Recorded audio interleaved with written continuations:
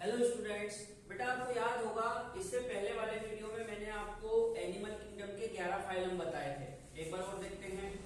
सबसे पहला था पोरीफेरा, फिर Coelenterata, Ctenophora, Platyhelminthes, Aschelminthes, Annelida, Arthropoda, Mollusca, Echinodermata, Hemichordata and कोडेटा। ठीक है, मैंने आपको उस वीडियो में भी बताया था कि हम एनिमल किंगडम को 3 भागों में पढ़ेंगे। पहले भाग में हम पढ़ेंगे बेसिस ऑफ क्लासिफिकेशन यानी कि वर्गीकरण का आधार। दूसरे भाग में हम पढ़ेंगे नॉन कोर्डेटा के बारे में यानी कि पोरीफेरा से लगा के हेमिकोडेटा तक। और तीसरे भाग में हम पढ़ेंगे कोर्डेट्स के बारे में यानी कि फिशेस, फ्रॉग, स्नेक और बर्ड्स, मैमल्स वगैरह। ठीक है, सबसे पहले हम देखते हैं बेसिस ऑफ क्लासिफिकेशन यानी कि वर्गीकरण का आधार। जीवों को कई आधारों पर वर्गीकृत किया जाता है, क्लासिफाइड किया जाता है, जिनमें से मैंने एनसीईआरटी के बेसिस पे कुछ नाम यहाँ पे लिख रखे हैं। सबसे पहला एनसीईआरटी में दिया है लेवल्स ऑफ ऑर्गेनाइजेशन यानी कि संगठन का स्तर। दूसरा है डाइजेस्टिव सिस्टम यानी कि पाचन तंत्र। तीसरा है सर्कुलेटरी सिस्टम यानी कि परिसंचरण तंत्र। चौथा है सिमिट्री यानी कि सममिति। पांचवा है जर्म लेयर्स यानी कि जनन स्तर। और नेक्स्ट है नेचर ऑफ सीलोम यानी कि गुहा की प्रकृति। नेक्स्ट है सेगमेंटेशन यानी कि खंडी भवन। और आखिरी है नोटोकोड यानी कि नोटोकोड को नोटोकोडी कहा जाता है, उसे पृष्ठ रज्जु कहते हैं इसको हिंदी में। ठीक, एक बार फिर से समझाता हूं। देखो, लेवल्स ऑफ ऑर्गेनाइजेशन यानी कि संगठन का स्तर। कहने का मतलब यह है कि जो जीव है उसकी बॉडी सेल से बनी है या सेल के साथ टिश्यू भी है या ऑर्गन वगैरह भी है, उस बेसिस पे। दूसरा है डाइजेस्टिव सिस्टम। यदि आपको याद हो तो डाइजेस्टिव सिस्टम एनसीईआरटी में 2 टाइप का दे रखा है, एक तो कंप्लीट और एक इनकम्प्लीट। कंप्लीट यानी कि पूरी तरह से पूर्ण और इनकम्प्लीट यानी कि अधूरा। दूसरा है सर्कुलेटरी सिस्टम। एनसीईआरटी में सर्कुलेटरी सिस्टम भी 2 टाइप के दे रखे हैं, क्लोज और ओपन यानी कि खुला और बंद। सिमिट्री, सममिति 3 प्रकार की दे रखी है, रेडियल सिमिट्री, बायलैटरल सिमिट्री और asymmetry. Next germ layer. Germ layer बेटा आपने पढ़ी हो तो 3 टाइप की होती है, एक्टोडर्म, मेसोडर्म एंड एंडोडर्म। यदि तीनों जर्म लेयर हो तो जीव को कहा जाता है ट्रिप्लोब्लास्टिक, और यदि 2 लेयर हो तो कहते हैं डिप्लोब्लास्टिक। और नेचर ऑफ सीलोम यानी कि गुहा की प्रकृति, गुहा ट्रू है या फॉल्स है यानी कि सत्य है या असत्य है, इस आधार पर भी बांटा जाता है।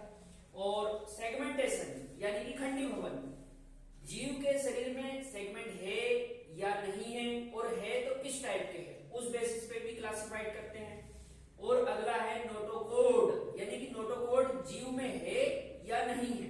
ठीक है, इस बेसिस पे भी जीव को डिवाइड करते हैं। सबसे पहले हम देखने वाले हैं on the basis of levels of organization यानी कि संगठन के आधार पर जो जीवों का शरीर है वो किस प्रकार से बनता है, पहले वो समझते हैं। सबसे पहली चीज होती है बेटा सेल। जो सेल होती है, सेल के भीतर जो भी कंटेन होता है, जो भी मटेरियल होता है, उसे कहते हैं प्रोटोप्लाज्म यानी कि सेल का फॉर्मेशन प्रोटोप्लाज्म से हुआ है। अब ये जो सेल है, सेल जब आपस में मिलकर फंक्शन करती है तो टिश्यू बनता है। जब मैनी टिश्यू आपस में मिलकर एक साथ फंक्शन करते हैं तो ऑर्गन बनता है। जब मैनी ऑर्गन्स आपस में मिलकर एक साथ फंक्शन करते हैं तो ऑर्गन सिस्टम बनता है, और ऑर्गन सिस्टम से फाइनली एनिमल बनता है, या हम बोल सकते हैं ऑर्गेनिज्म, जीव बनता है।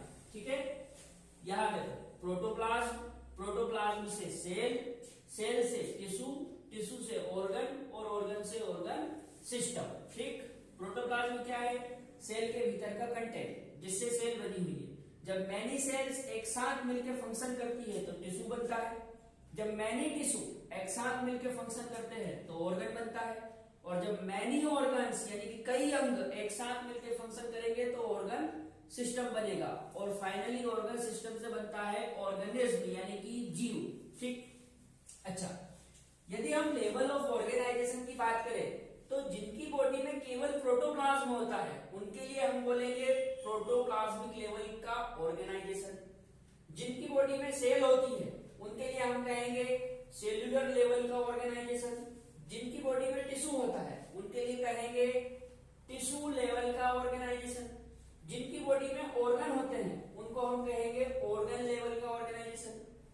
और जिनकी बॉडी में ऑर्गन सिस्टम होता है उनके लिए हम बोलेंगे ऑर्गन सिस्टम लेवल का ऑर्गेनाइजेशन। एक एक करके समझते हैं। जो प्रोटोप्लाज्मिक लेवल का ऑर्गेनाइजेशन होता है ये प्रोटोजोआ में पाया जाता है। किसमें पाया जाता है? प्रोटोजोआ में। जो सेल्यूलर लेवल का ऑर्गेनाइजेशन होता है ये पाया जाता है स्पॉन्जेस में। जो टिश्यू लेवल का ऑर्गेनाइजेशन होता है ये पाया जाता है सिलेंट्रेट्स एंड टिनोफोरा में। जो ऑर्गन लेवल का ऑर्गेनाइजेशन होता है वो मिलता है बेटा प्लेटीहेल्मिन्थेस में। किनमें? प्लेटीहेल्मिन्थेस में। और जो ऑर्गन सिस्टम लेवल का ऑर्गेनाइजेशन होता है वो एस्केहेल्मिन्थेस से कोडेटा तक मिलता है। कहां से कहां तक मिलेगा? एस्केहेल्मिन्थेस से कोडेटा तक। समझ में आ रही बात? यदि जीव के शरीर में प्रोटोप्लाज्म है तो कहेंगे प्रोटोप्लाज्मिक लेवल। यदि सेल है तो कहेंगे सेलुलर लेवल। टिश्यू है तो कहेंगे टिश्यू लेवल। ऑर्गन है तो कहेंगे ऑर्गन लेवल। और ऑर्गन सिस्टम है तो कहेंगे organ system level. Protoplasmic level किसमें? प्रोटोजोआ में। सेलुलर लेवल स्पॉन्जेस में।